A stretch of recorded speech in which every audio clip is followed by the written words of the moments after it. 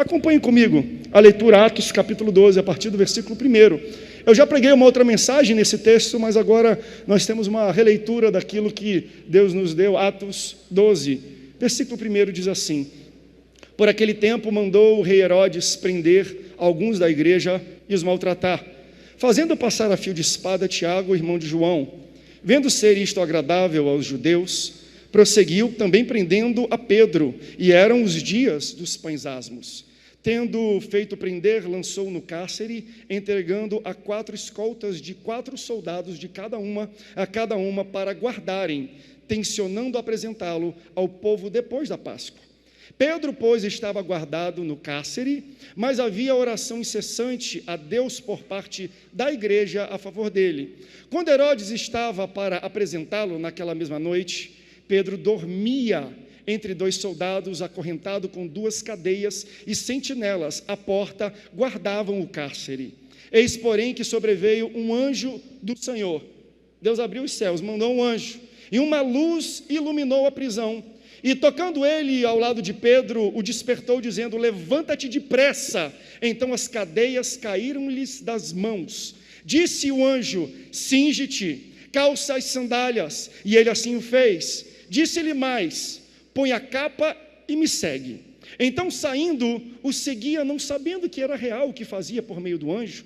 Parecia-lhe antes uma visão. Depois de terem passado a primeira e a segunda sentinela, chegaram ao portão de ferro que dava para a cidade, o qual se lhes abriu automaticamente, e saindo enveredaram por uma rua, e logo de adiante o anjo se apartou dele. Então Pedro, caindo em si, disse: agora sei verdadeiramente que o Senhor enviou o seu anjo e me livrou da mão de Herodes e de toda a expectativa do povo judaico. Se você ama a palavra de Deus, diga: eu amo a Bíblia. Tome o seu assento. Você acompanhou comigo e percebeu que na leitura tem muita porta, né? Um anjo vem, aí abre a porta da cadeia, abre a cela, abre a porta de ferro. Se eu continuasse lendo esse texto, ele ia chegar na casa de Maria, onde Rode, ele bate a porta, tem mais uma 4ª porta. Então existe muita porta inserida no contexto desta passagem de Pedro. E eu acho interessante que portas fechadas, é óbvio que apontam para enclausuramento, para lugares fechados, para prisão, para reclusão. Porém, quais são as portas que realmente nos aprisionam? Quais são as barreiras que realmente nos seguram de progredir e alcançar aquilo que Deus tem preparado para cada um de nós, o romper, o crescer que Ele espera da gente? O que é que realmente segura a gente? São portas físicas? São pessoas negativas, estruturas que não me deixam crescer, seja na empresa, seja na igreja, no ministério, onde é que é? Será que são realmente essas portas fechadas que me impedem e me seguram de romper e alcançar o nível que Deus espera que eu alcance? Será que são as portas aqui fora ou são as portas aqui dentro? Eu digo isso porque na Bíblia o que mais tem é Deus levantando gente para falar sobre, não portas que estão externas, fechadas, ou através de pessoas, mas portas que nós fechamos dentro da nossa cabeça. É dentro da nossa mente que existe uma grande guerra de porta aberta e fechada, e às vezes a gente atribui a fatores externos aquilo que a gente está vivendo dentro da nossa vida.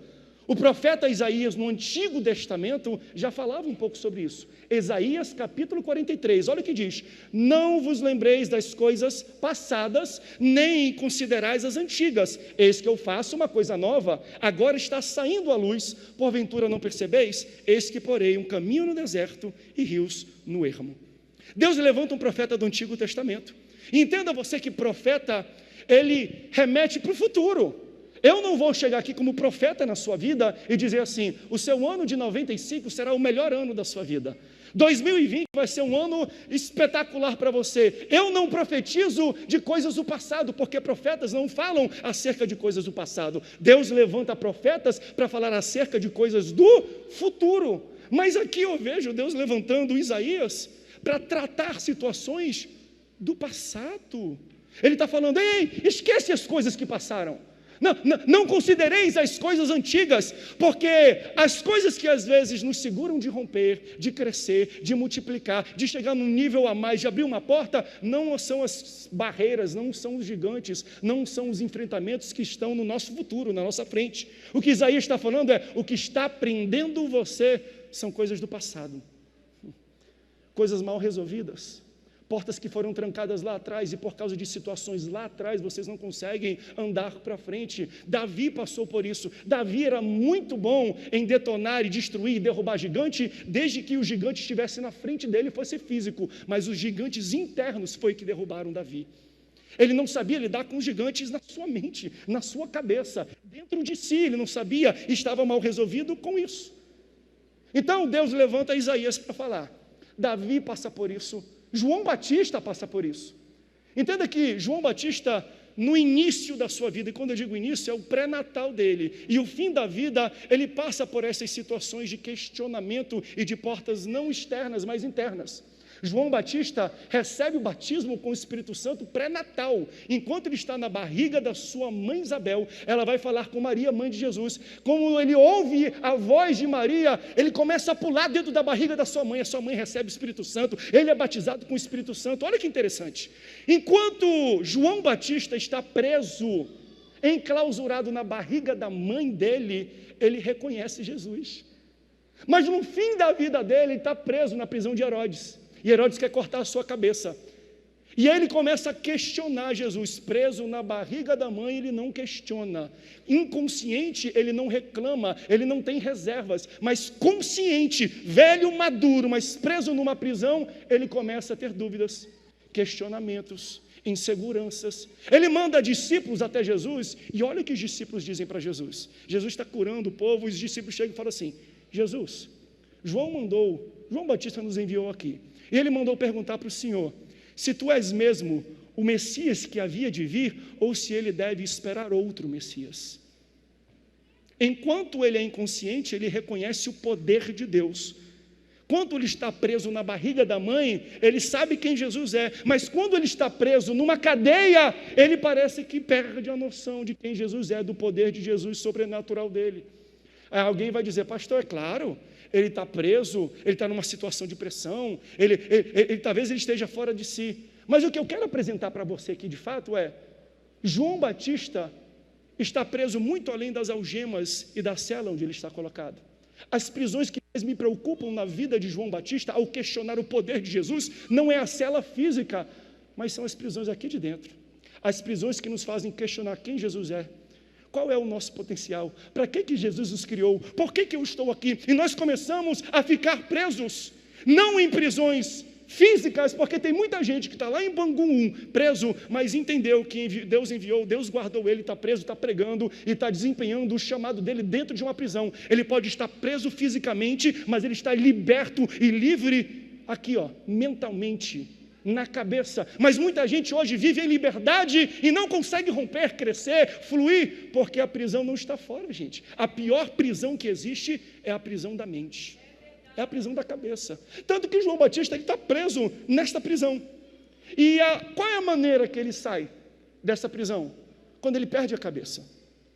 Herodes manda arrancar a cabeça dele fora, e ele perde a sua cabeça. Similar ao texto que nós lemos.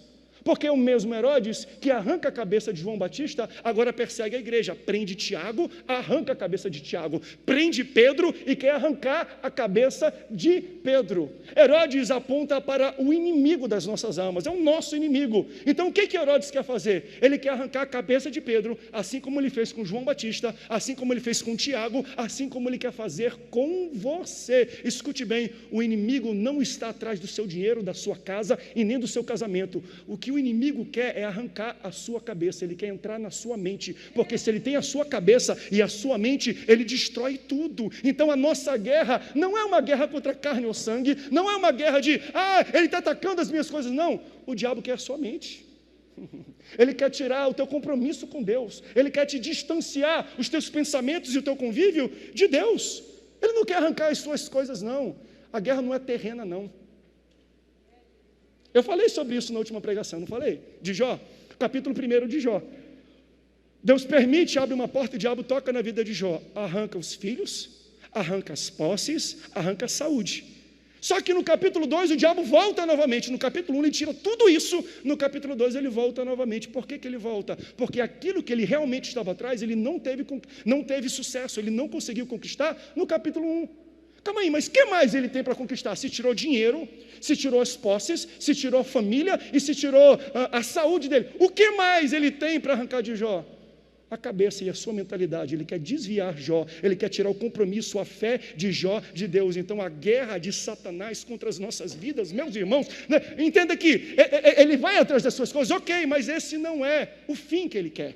Não é, isso é um meio. Ele toca na sua família, na sua casa, nas suas posses, para um dia você olhar para Deus e falar, Deus não existe, e você blasfemar contra o Espírito Santo. Mas a atividade fim de Satanás não é mexer com a sua família, é mexer com a sua cabeça.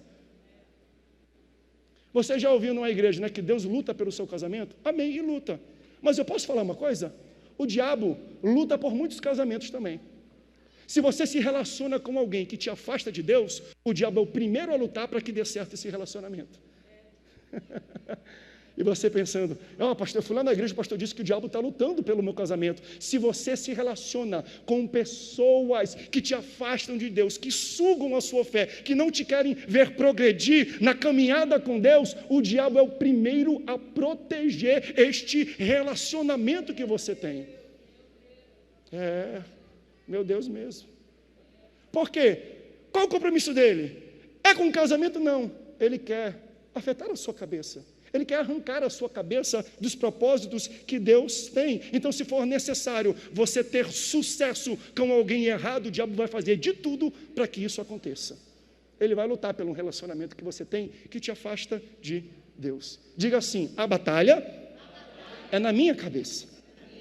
A batalha é por minha cabeça. 2 Coríntios, capítulo 10, versículo 3, diz assim, pois embora... porque andando na carne, não militamos segundo a carne. Versículo 4.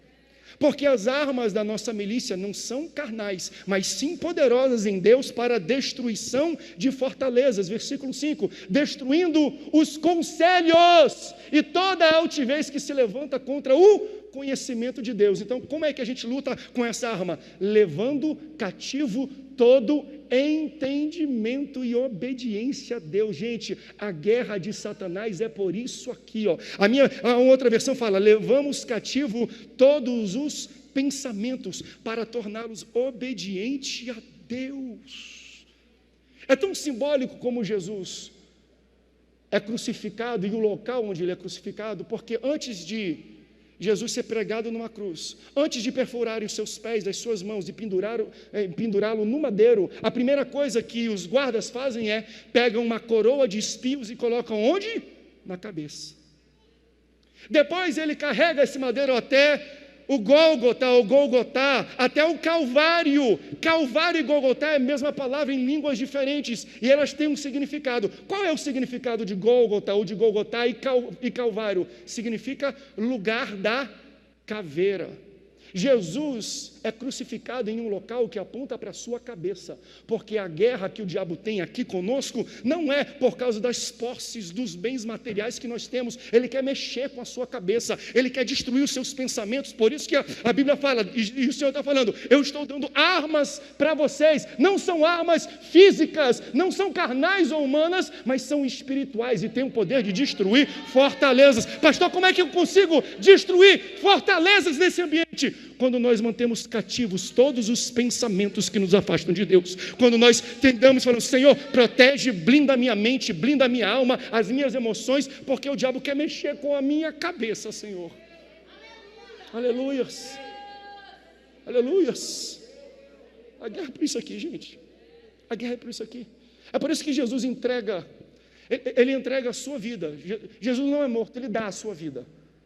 E quando ele entrega a sua vida, diz que O véu do templo se rasga, se rompe, mas não rasga de baixo para cima, como é normal. Não, rasga de cima para baixo, porque antes de andar no milagre, o milagre tem que acontecer aqui. Antes de você andar no romper com o seu corpo, o romper tem que acontecer aqui na sua mente. Deus tem que dar luz e rasgar e abrir portas na sua cabeça, na sua mentalidade, com o seu conhecimento, para que você entenda que Ele tem grandes coisas para você. Como é que nós vamos destruir as armadilhas, os ataques astutos do nosso inimigo? Quando nós levarmos cativos todos os pensamentos que nos aprisionam. Deus está falando, eu tenho uma porta para você, só que essa porta você não abre com mão, nem com o pé, nem com a perna, é uma porta que você vai abrir com a cabeça. Deus tem portas para cada um de nós essa noite, e Ele está abrindo, Ele está falando, entre de cabeça nessa porta, entre com a sua cabeça nessa porta, entenda, ilumine a sua mente, eu quero tratar a tua cabeça, porque não adianta eu te dar libertação, se eu não libertar isso aqui. De que adianta? Eu vou te curar, mas eu não curei isso aqui. Isso aqui é mais importante do que perna, do que coisas. O diabo quer a sua cabeça. É por isso que quando o anjo ele chega, e a primeira coisa que o anjo faz, quando ele desce na prisão, a palavra diz que ele ilumina. Iluminação tem a ver com revelação. Por quê? Porque a luz revela o que está no local. Ela traz luz e você consegue ver aquilo que já existia antes. Para você entender esse ponto, deixa eu fazer um exemplo bem joseense, como a cidade da aviação. Repita após mim. A minha mente é o piloto. O meu coração, a tripulação. E o meu corpo, o avião. Quando a gente vai pegar um voo, a gente entra com um ticket. A primeira pessoa a nos receber é a tripulação. Claro que a gente vê o avião onde nós vamos voar e depois a gente entra com a tripulação. Olá, seu André, seja muito bem-vindo. Hoje será um voo muito bom. Você aceita um headphone aqui? Aceito, muito obrigado. Fica à vontade. A gente senta daqui a pouco, e eu sei que tem pessoas que trabalham na área da aviação, não quero passar vergonha aqui, mas eu acho muito interessante, são muito felizes. O senhor quer que ajude a guardar a sua bagagem de mão? Guardam lá em cima, são muito amorosos, muito queridos. Num certo momento eles falam, atenção para o procedimento de segurança. Você tem aí um cinto, afivele seu cinto, puxando pelas extremidades. Quando passarmos por uma turbulência, máscaras de oxigênio cairão automaticamente sobre a sua cabeça. Pegue o elástico, coloque primeiro sobre a sua cabeça, depois coloque na pessoa do seu lado. Em caso de despressurização da cabine, nem sei como é que fala essa palavra, vai aparecer e se cair o negócio vai ter tobogã que vai inflar e você pega e puxa e infla e você conhece todos os procedimentos. E eles falam. Daí quando a gente atinge uma altitude de cruzeiro, 30 mil pés, não é isso? Atingiu 30 mil pés, aí chega lá, nós atingimos a altitude de cruzeiro de 30 mil pés, dentro de 3 horas, nós estamos saindo do aeroporto de São José dos Campos, direto para o aeroporto de Valdecães, em Belém do Pará, um voo de 3 horas, curta a multimídia interna, daqui a pouco os comissários passarão pelas cadeiras, oferecendo para você bebidas e comidas, eles chegam, o senhor deseja o quê? Eu falei, eu quero um suco gelado, não temos, apenas água, uma água gelada, só temos água quente, obrigado, me dá uma água quente. E você quer comer o quê? Me dá um sanduíche. Não temos, senhor. Temos apenas biscoitos e amendoim. Me dá um amendoim. Um japonês, não. Só temos um com pele e sem sal. Obrigado. Me dá. Eles não cuidam bem da gente? Cuidam. É um coração. Agora, se no meio do voo, alguém da tripulação pegar aquele fone que fala com todo mundo no avião, falar assim, ó, nós da tripulação aqui conversando, a gente vai mudar de rota. Ao invés da gente ir para Valdecães e Belém do Pará, a gente vai direto para Maceió para curtir um pouco das praias lá, porque ainda está aberto, não tem lockdown. Lá em Belém o negócio está um pouco feio. Então nós vamos mudar a rota. Muito obrigado. A minha pergunta é, se a tripulação pegar o fone e anunciar que mudou de rota, o avião vai pousar em Belém do Pará ou vai pousar em Maceió? Pegadinha, hein? Deixa eu falar uma coisa para você. A tripulação não manda na rota do avião. Se o comandante, se o capitão, se o piloto do avião não disser nada, pode ter toda certeza, a tripulação pode até inventar história, pode até anunciar alguma coisa, mas se o capitão não decide, nós vamos parar com o voo lá em Belém do Pará. Sabe por quê? Porque quem manda na rota de voo É o capitão que está no cockpit. A sua mente é o capitão, é ele que manda. Mas o problema é que nós atribuímos à tripulação a responsabilidade de dizer onde o voo da nossa vida vai parar, onde o nosso copo vai parar. Nós colocamos para a emoção e para o nosso coração dizer: eu não vou hoje para a igreja, eu não estou muito legal, eu não vou mais servir a Deus, eu estou baixo, eu estou com down, eu não sei o quê. Nós atribuímos e damos a responsabilidade de decidir o destino da nossa vida para a tripulação. Só que a tripulação não manda, quem manda é o capitão que está lá no cockpit. Você nem vê ele, você nem fala com ele, você nem ouve a voz dele, mas para onde ele decidir, o avião vai. Eu estou falando para algumas pessoas aqui. É aqui que decide. Não decida coisas com o seu coração, com a sua emoção, porque emoção é volátil. Emoção uma hora quer ir para Belém, outra hora quer ir para Maceió, uma hora quer pousar, outra hora quer voar. É o capitão que está no cockpit que decide o destino que você vai levar na sua vida. Por isso, a luz precisa começar aqui, é na nossa cabeça, é no cockpit. É aqui que começa o que vai iluminar o resto do corpo, a alma, o espírito, é na cabeça. Porque a luz revela o que já está lá. Quando você sair do culto, vai chegar na sua casa, você vai ligar a luz, está tudo escuro, aí você vai abrir a porta e vai ligar a luz. Quando você ligar a luz, ela vai colocar móveis lá? Não, ela vai apenas mostrar, iluminar, revelar para você o que já está lá.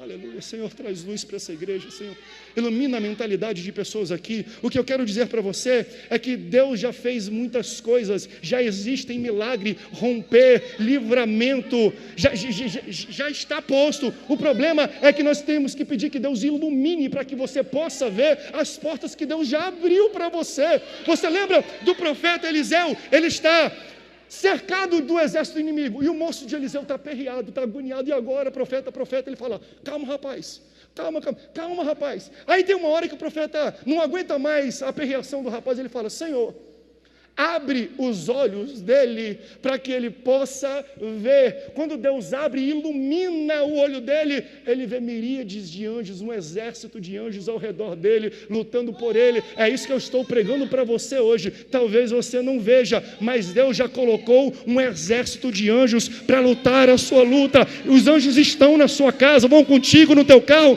para onde você vai, eles estão com você. Peça para Deus iluminar a sua mente para você ver aquilo que já está colocado. A gente não consegue entrar por uma porta, a gente não consegue romper se a gente não vê ela. Deus, ilumina a mentalidade e a cabeça dos crentes aqui em São José dos Campos, Senhor. Mostra, Senhor, para cada um de nós que tem anjos do nosso lado e Tu já colocou portas ao nosso redor. Aí o anjo desce, ele ilumina, ele revela e ele faz algo esquisito. A Bíblia fala que ele toca, ele empurra.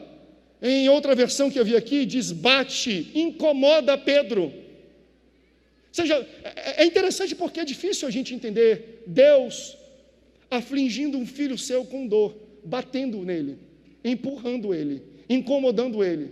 É difícil a gente entender Deus fazendo isso. Mas esse anjo, quando desce, a palavra diz: ei, eu tenho um sono muito leve, se a minha mulher só tocar em mim eu acordo, mas ela, meu Deus, eu tenho que ser que nem esse anjo. Acorda, Nayane, eu tenho que incomodar, eu tenho que chacoalhar. Às vezes, não tem esse, às vezes tem gente que tem que dar tapa na cara, você tem que machucar a pessoa, porque ela está dormindo, tem um sono muito pesado. Por que Deus faz isso? Por que o anjo o empurra, incomoda, bate em Pedro? Porque Pedro, além de estar trancado, enclausurado, confinado numa prisão, ele está amarrado, acorrentado a pessoas. E essas pessoas têm como único objetivo não deixar Pedro se mover para nada. Então entenda que ele está preso, e do lado dele, enquanto ele está preso, Deus está falando, eu estou falando sobre a mentalidade. O Espírito Santo vai falar ao seu coração: você está preso, e além de estar preso, existem pessoas do seu lado que te acorrentam ainda, porque não querem ver você se mexer, não querem ver você crescer, não querem ver você levantar e se mover. E diante de toda essa situação controversa, inconveniente, ele está confinado e amarrado por pessoas, restrito. O que ele está fazendo? Ele está dormindo. Ele ia morrer no próximo dia. Era de noite, no outro dia ele ia acordar, iam cortar a sua cabeça. Ele estava preso, acorrentado por pessoas que não deixavam ele se mover, e ele estava dormindo. Sabe por que Deus às vezes machuca a gente? Deus empurra a gente. Sabe por que Deus incomoda a gente? Porque a gente se acostuma a estar em situações que não éramos para estar. A gente está muito tranquilo, acorrentado e preso, quando não éramos para estar em situações disfuncionais na minha vida. Tem gente que está vivendo situação disfuncional aqui e está muito tranquilo, e está dormindo. Tem gente que está amarrado a pessoas que não deixam você crescer, pessoas que são âncoras, que não deixam você vir para a casa de Deus, que se distanciam de Deus, que arrancam a sua fé. Você está preso, enclausurado, ligado a essas pessoas, e você ainda está tranquilo, dormindo. É por isso que às vezes Deus incomoda a gente e cria situações desconfortáveis para dizer para você: chega disso. Você não foi feito para dormir na prisão. Você não foi feito para ficar aprisionado a essas pessoas. Então Deus machuca a gente, aflige a gente, incomoda para a gente ficar em pé e fazer alguma coisa a respeito. Por muito tempo você viveu numa situação disfuncional na sua vida, e Deus hoje te chacoalha falando: eu vou mudar o ambiente, eu vou mudar as pessoas que te acorrentam, eu vou apresentar novas amizades, novos locais. Por quê? Porque onde você está, não apenas está aprisionado, mas você está acorrentado a pessoas que querem te ver presas, não querem te ver crescer e nem te mover. Tem muito crente tranquilo com isso. Isso me incomoda. Muito crente em relacionamento que afasta ele de Deus, está aprisionado, está acorrentado a pessoas e acha que está tudo bonito, tudo lindo, está dormindo e tranquilo. Deus fala: você não foi feito para dormir na prisão, não. Você não pode se conformar, você não pode se sentir à vontade em ambientes que você não foi feito para estar. Ei, prisão, deserto é lugar de passagem, não é lugar de morada. Não durma no deserto, não durma na prisão, não acampe, não faça tenda no local onde Deus disse: é só passagem, eu vou te tirar daí. Não fique acomodado com situações disfuncionais na sua vida. Deus está falando a pessoas aqui: há quanto tempo você já está confortável com essa condição errada na sua casa, na sua vida, no seu trabalho, nos seus relacionamentos? Até quando? Até quando? É por isso que Deus, Ele tira algumas coisas e a gente não entende. É porque Ele quer chacoalhar a gente. Ele quer uma ação, Ele quer que a gente fique em pé. Quer ver um exemplo muito bom disso? Elias, ele, usado por Deus, profetiza ao rei Acabe falando: vai ter uma seca aqui nessa terra, não vai cair um pingo de água. Aí Deus, já prevendo que a seca ia ser devastadora, leva Elias até um ribeiro de águas. E nesse ribeiro de águas ele tem água à vontade para beber. Enquanto todos estão vivendo a seca, ele é alimentado e ele tem o que beber, porque Deus conduz ele para aquele local. Daí ele se acostuma, porque Deus, além de mandar água, manda alimento para ele. Como é que Deus manda alimento? Através de corvo. Os pássaros vão levando nos seus bicos comida, pedaços de pão para ele se alimentar. E se você ler a história, você percebe que ele fica deitado, ele fica confortável, ele fica acostumado a beber, porque tem ribeiro de água aqui, e a comer, porque a comida vem de delivery do iFood, iCorvo, que Deus manda colocar para ele. Aí sabe o que Deus faz, gente? Deus faz algo engraçado, daí. Deus seca o ribeiro. Aí, ele acorda um dia, o ribeiro de águas, a qual Deus encaminhou ele para lá, seca. Calma aí, Deus, calma aí. Tu que me trouxe para cá, tu que me colocou nesse ribeiro de águas, e agora ele seca. Foi tu que abriu essa porta de emprego, Senhor, e agora isso. Foi tu, Senhor, na tua casa que eu conheci esse homem, e agora isso. Foi na casa de Deus, foi ela, Senhor, tu me enviou ela, eu abri a porta da minha casa, a porta do meu coração para ela, e agora isso. Meu Deus. Elias, sabe por quê? Porque você ficou muito confortável bebendo da água e comendo do alimento que o pássaro pode tomar. Sabe o que Deus está falando aqui para ele? Isso é lindo, isso é poderoso, porque Elias deita e ele bebe água e se alimenta e ele está acostumado e confortável com isso. Só que pássaro, gente, não consegue carregar pão no bico. A única coisa que o pássaro consegue carregar são migalhas de pão. O problema é que você se acostumou com migalhas, mas Deus está falando, eu tenho o pão inteiro. Não se acostume com migalha de relacionamento, com migalha de compaixão, com migalhas de pessoas. Você se acostumou com pouco, você está confortável com muito pouco. Eu tenho um banquete completo para você. Esse é o problema do homem, da nossa mentalidade. É que a gente se acostuma com migalhas quando Deus tem uma medida sacudida, tem uma medida recalcada, tem uma medida transbordante. Ele é o Deus do mais que necessário, mais do que grande, maior, superabundante é o nosso Deus. Não entenda, não se sinta confortável vivendo de migalhas, quando o teu Deus tem um banquete e o pão completo para você. Aleluias, aleluias. Deus está quebrando cadeia de mentalidade, de cabeça, de gente aqui que está acostumado, estava por muito tempo em uma situação disfuncional que te prendia, não apenas a um local, mas a pessoas. Deus está falando, largue disso, quebre isso, eu vou colocar pessoas na sua vida, eu vou te apresentar alguém que vem com um pão completo, eu vou te colocar em situações e em ambientes onde você não precisa mais esperar por migalhas. Deus não tem migalha para a gente. Deus não tem migalha para a gente. Deus não tem migalhas para a sua vida. Aleluia.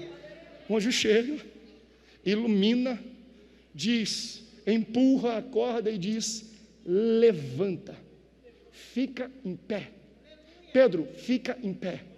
Se você esteve aqui semana passada, foi a mesma ordem que Deus deu para Jó. Olha aqui, como Deus está amarrando as mensagens aqui, que coisa bonita, porque Jó fica 30 capítulos questionando a Deus, perguntando a Deus, reclamando de Deus. Quando ele acaba, Deus fala, agora chegou a minha vez, quer ouvir o que eu tenho para ti, Jó? Quer ouvir quem eu sou para ti, Jó? Quero, Senhor! Primeiro fica de pé. Primeiro levanta. Deus me trouxe aqui, gente, para falar para vocês, levanta, porque Deus tem uma porta para você, Deus tem um romper para você, Deus tem uma bênção na sua vida, Deus tem um milagre, Deus tem uma libertação para você, mas você não entra por uma porta deitado, a não ser que você é aquele paralítico carregado pelas pessoas. Mas via de regra, Deus está falando assim, ó, levanta, porque quando eu abrir a porta, você precisa estar preparado. Se prepare para a porta que Deus já abriu para você. Quando vier um anjo iluminar, você vai entender que existem saídas, que existem acessos, que existem escadas, que existem pessoas que vão te levar, te encaminhar, te acompanhar até o propósito que Deus tem para a sua vida. Dá um glória a Deus se você recebe isso. Deus vai abrir a porta. Ele vai. Talvez Ele já abriu, mas você não vai entrar se você não estiver em pé. Prepare-se para aquilo que Deus tem para a sua vida. Prepare-se. Eita, Jesus. Prepare-se. Então, Abraão e Sara, e eu falei também isso aqui, todas as mensagens estão interconectadas. Eles vão à frente do GPS. Deus disse que ia dar filhos para eles. Eles entenderam que daria, mas eles queriam ir à frente do GPS. Tanto que Sara chega, olha, eu não posso ter filhos. Pegue Agar, a concubina, e tenha um filho com ela, para que a promessa de Deus seja feita através dela. Já que você vai ser pai de uma grande nação, você precisa ter filhos. E por causa da precipitação dele, ele fez uma burrada muito grande. Mas Deus honra a aliança que tem com Abraão. Não é porque ele errou, Deus vai abençoar também o seu filho. Não só Isaac, abençoa também Ismael. Em um certo momento, Agar e Ismael são expulsos por Abraão e por Sara da sua tenda, da sua família, da sua terra. Fala, ó, não dá mais, está aqui, ó, um pouco de água, um pouco de bebida e um pouco de alimento. Vai embora, encontre o seu rumo e tchau, tchau. A palavra de Deus fala que eles vão. E eles começam a andar no deserto, e num certo ponto a água termina. A comida e o alimento terminam. E ela que carrega o seu filho não aguenta mais ver o seu filho passando sede, passando fome. E ela percebe que o garoto está prestes a morrer, porque ele não tem do que beber, ele não tem do que comer. E no impulso de uma mãe de não querer ver o seu filho morrendo nos seus colos, olha o que Agar faz. Ela encontra um arbusto no meio do deserto. E ela coloca Ismael ali debaixo daquele arbusto, ela se distancia do menino e ela fica vendo o menino, a morte dele, até ele desfalecer.